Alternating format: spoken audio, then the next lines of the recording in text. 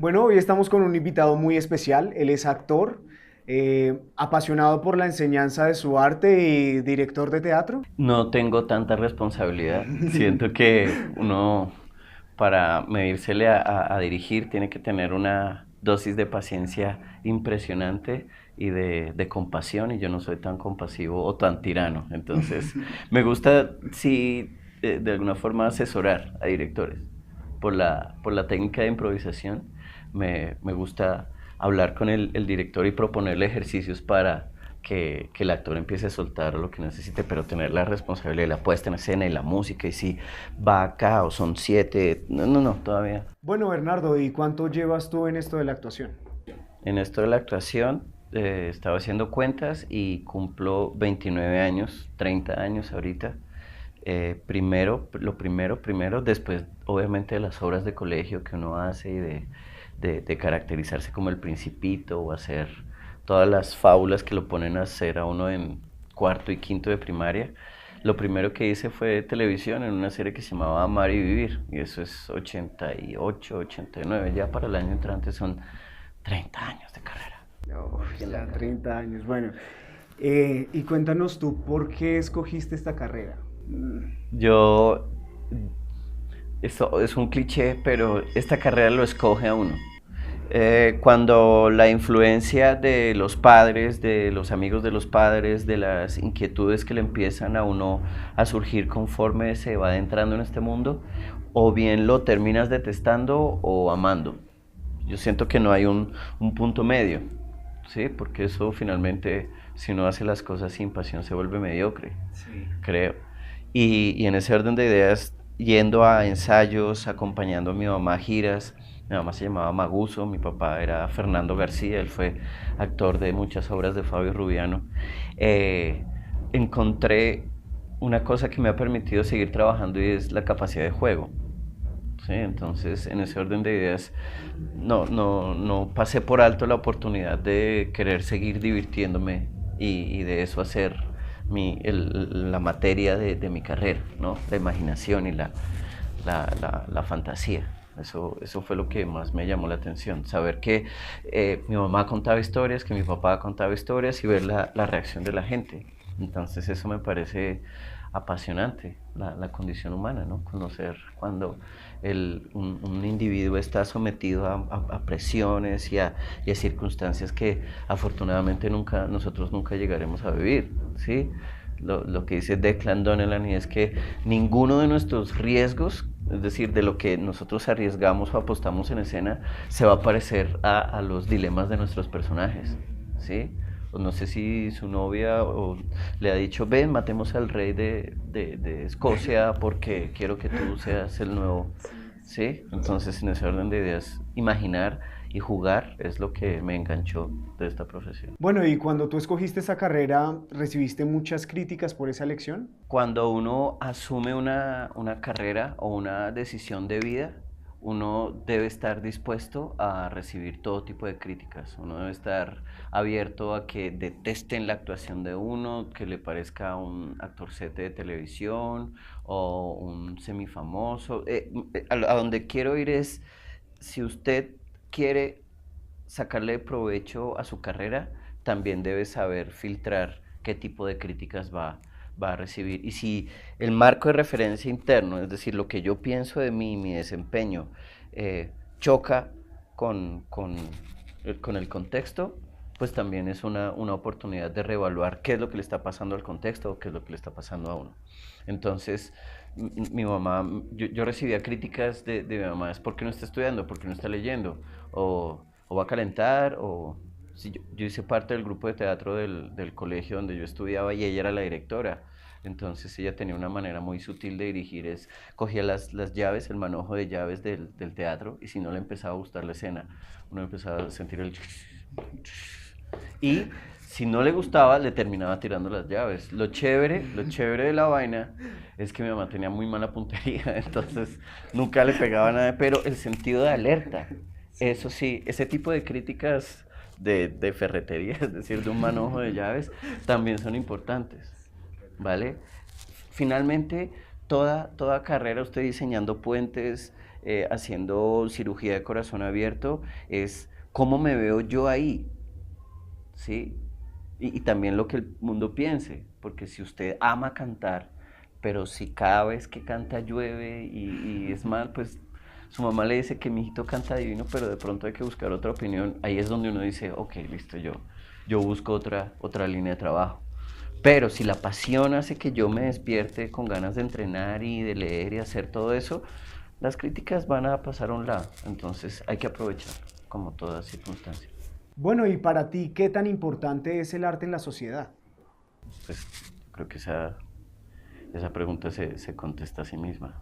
No existe cultura, sociedad alguna que no tenga una manifestación artística, plástica o de artes vivas, ¿sí? No existe cultura alguna en el mundo donde un ser humano o un grupo de seres humanos se hayan parado delante de otros seres humanos a conmoverlos. Entonces, yo creo que qué tan importante es la conmoción en el ser humano, qué tan importante es tomar agua para el ser humano, qué tan importante es dormir para el ser humano, qué tan importante es pensar para el ser humano. Yo creo que no puedo contestar esa pregunta sin dejar por fuera una cantidad de necesidades vitales humanas. El bufón era el único que le podía decir la verdad al rey sin que lo decapitaran. Y nosotros como ese privilegio o esa condición, nosotros somos los llamados finalmente a hablar de eso. Que Jaime Garzón no haya muerto en vano. Sí, porque finalmente un tipo que es capaz de estar representando un arquetipo colombiano que es el embolador y sea capaz de coger a cepillazos a los que realmente son los terroristas. ¿Qué tan importante es que una persona sí pueda decirle eso a otra persona y qué le va a costar? Nosotros qué decisiones estamos tomando para que nos cueste la vida. O estamos muy... Sí, exacto. Entonces no podemos... Bertolt Brecht decía, ¿qué tiempos son estos donde tenemos que pelear por lo indispensable? Y para mí lo indispensable es el arte. El arte porque el arte es el reflejo de la vida. Con respecto a lo que tú dices, nosotros estamos luchando por eso, por la vida, por el arte, desde nuestra academia que es la SAP. ¿Tú la conoces? Sí, claro. Claro, conozco la SAP. He trabajado con egresados de la SAP. He hecho parte de ella de una manera... Yo no soy de la SAP. Yo no estudié formalmente esta carrera. Se los digo así. Pero me ha tomado mucho más tiempo llegar a los hallazgos que ustedes, teniendo maestros como los tienen, haya podido yo encontrar. Espera, déjeme yo refraseo esta pregunta. Es decir, cuando uno está en la academia, o lo que uno extrae de la academia es tiempo.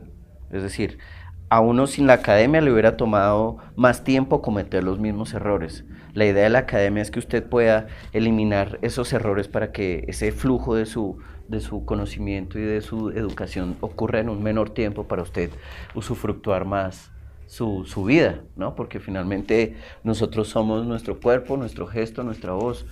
En ese orden de ideas, cuando he trabajado con pre-ASAP, que era ENAD, ¿sí? Fabio Rubiano, con Rodolfo Silva, con Walter Luengas, con Mauricio Navas, con tantas personas que finalmente son colegas míos. Entonces los respeto un montón porque los maestros que ellos han tenido, Luisa Vargas también, cuando actué con ella, había algo no sé si sea un estilo de actuación, no sé si sea una escuela más allá del edificio, pero sí siento que tiene que ver con una postura. Y todas las personas con las cuales he actuado de la SAP me han enseñado un montón de mañas y de cosas, no mentiras, de cosas muy bonitas del oficio, sobre todo del oficio. Usted sea puntual, usted respete, usted esté para su compañero, es decir, sea solidario, humor, chispa, presente. Para mí también el arte de la actuación tiene que ver con el arte de estar, no de ser, necesariamente. Y cuando usted está en una situación, usted tiene que prestar atención, usted tiene que parar bolas porque si no se pierde de una profundidad. Y a través de esos juegos que he tenido con amigos de la SAP, pues ¡guau! Es muy, muy, muy importante. Los respeto mucho, son grandes profesionales. Bueno, ¿qué es lo primero que se te viene a la cabeza cuando te dicen ASAP? Eso, eso, precisamente una... Una palabra. Todo. Ahí tiene su palabra. Bueno, no. Siendo muy concreto, sí es identidad.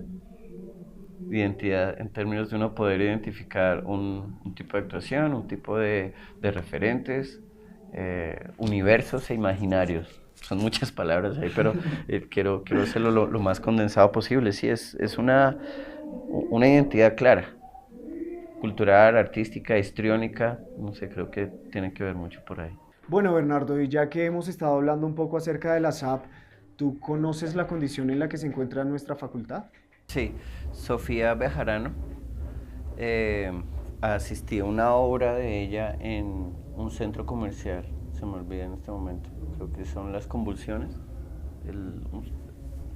una obra de teatro en ese centro comercial en la 19 con Cuarta, y me empezó a contar de las condiciones de recortes de presupuesto, del hacinamiento, del deterioro tanto de las instalaciones como de la calidad de educación, y que eso corresponde a una serie de recortes presupuestales que finalmente están impidiendo que la carrera se desarrolle como está diseñada en el papel. Sí, siento que es un fenómeno sumamente grave y muy, muy, muy preocupante. Todo lo que sea tirarse la educación es muy, muy, muy preocupante porque finalmente restringe un país. Y ahorita que estábamos hablando de identidad, la identidad es también, un componente de la identidad es criterio. Es que, qué tipo de ciudadano, qué tipo de individuo y qué acceso y cuáles son los recursos con los que está contando. Y si a mí me restringen mi desarrollo intelectual, artístico, es muy, muy, muy, muy complicado. Sí, es evidente que la educación pública en Colombia está pasando por un momento crítico, no solamente la SAP. Y teniendo en cuenta esto, quería preguntarte, ¿cómo es la situación laboral de un artista en nuestro país? Pues uno tiene que ser un artista para poder vivir del arte en este país. Y cuando me refiero a un artista, no es el acróbata del corazón, como decía Antonín Artaud, sino cómo yo manejo las finanzas con tan poco presupuesto y cómo eh, puedo hacer milagros y más que todo en términos no solo financieros, sino en términos de sentir que me están reduciendo. ¿Sí? Es decir, ¿qué pasaría si cerraran un estadio? ¿Qué pasaría? ¿Cómo brincarían? Pero, pues no quiero sonar muy, muy vulgar ni muy grosero, pero es una cosa que finalmente me preocupa a mí como colega, saber que las condiciones como actor, como bailarín, como artista escénico, como artista plástico, perdón, no aumenta, sino que por el contrario se restringe y se va reduciendo. Me parece que es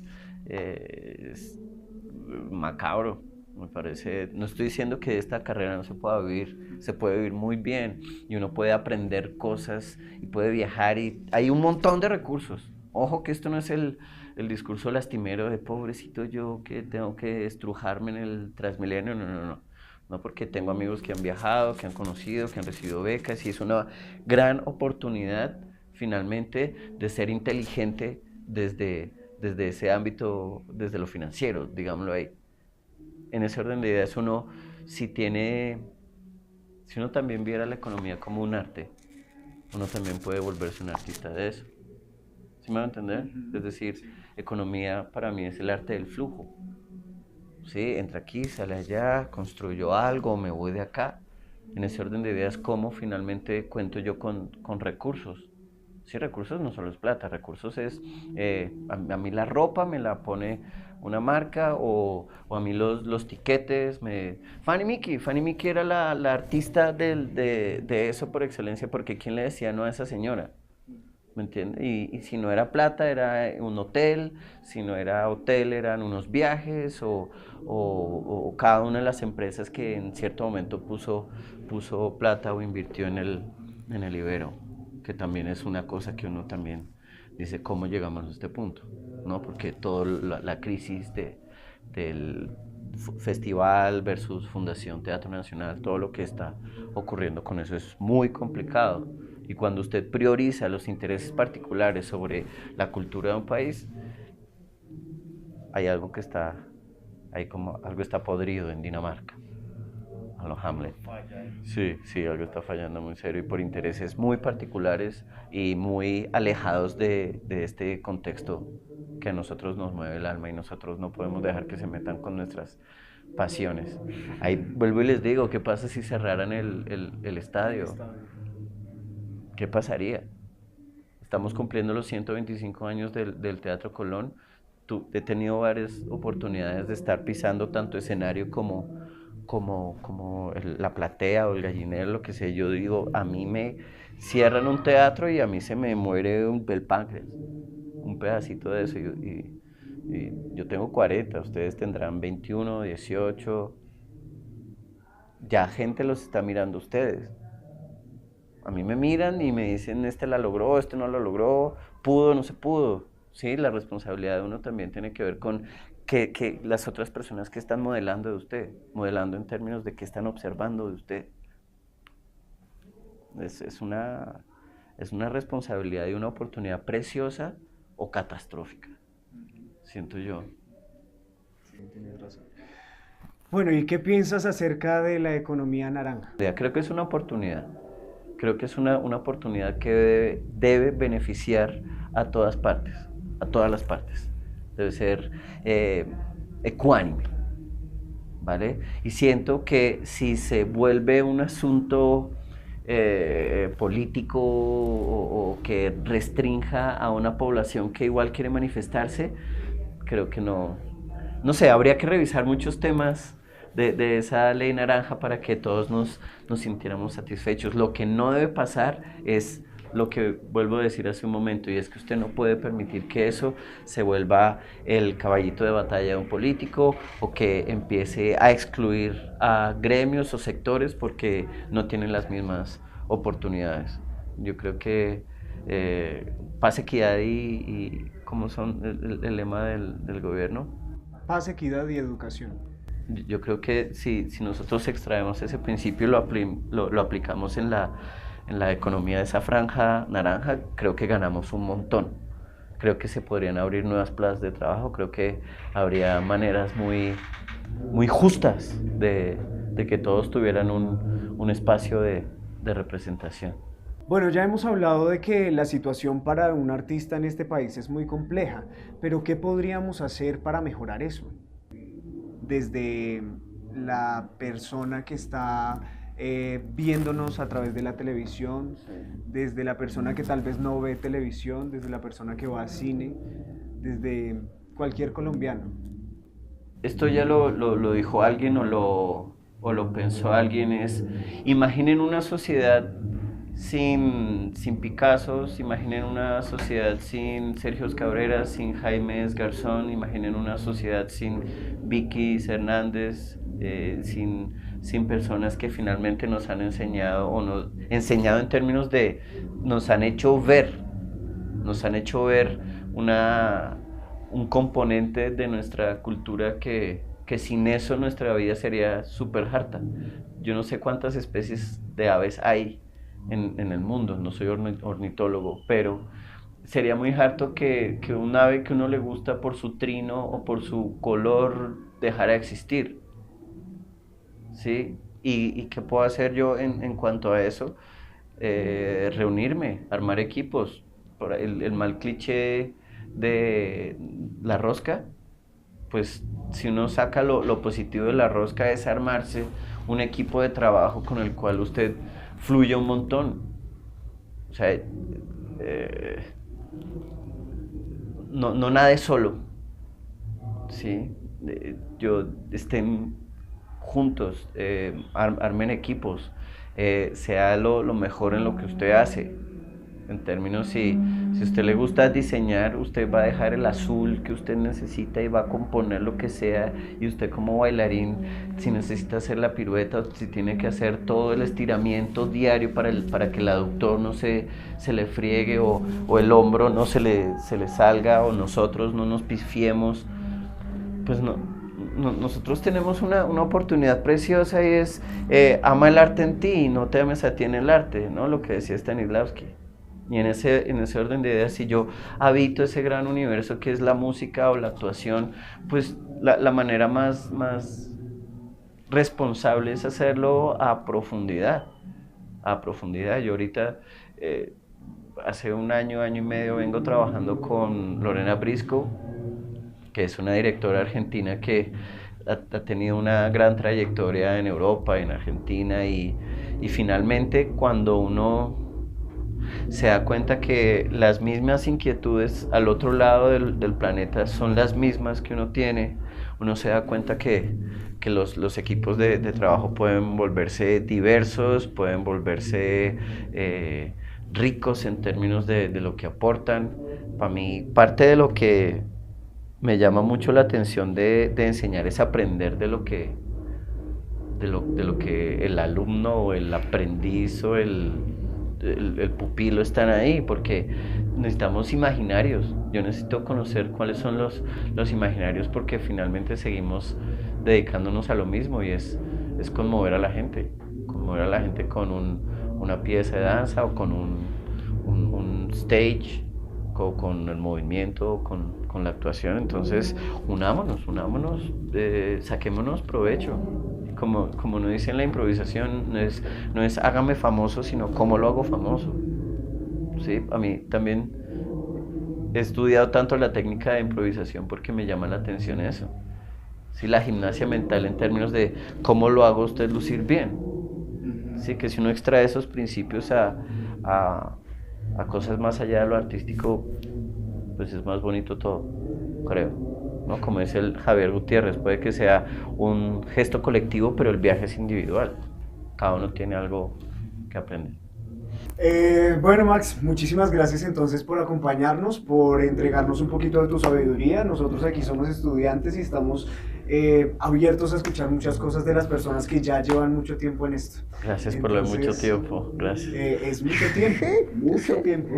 No, Muchísimas gracias. Feliz porque finalmente cuando uno tiene la oportunidad de hablar y de compartir este tipo de información, de vivencias o lo que sea, era lo que hablábamos hace un momento antes, y es si uno puede evitar que se cometan errores.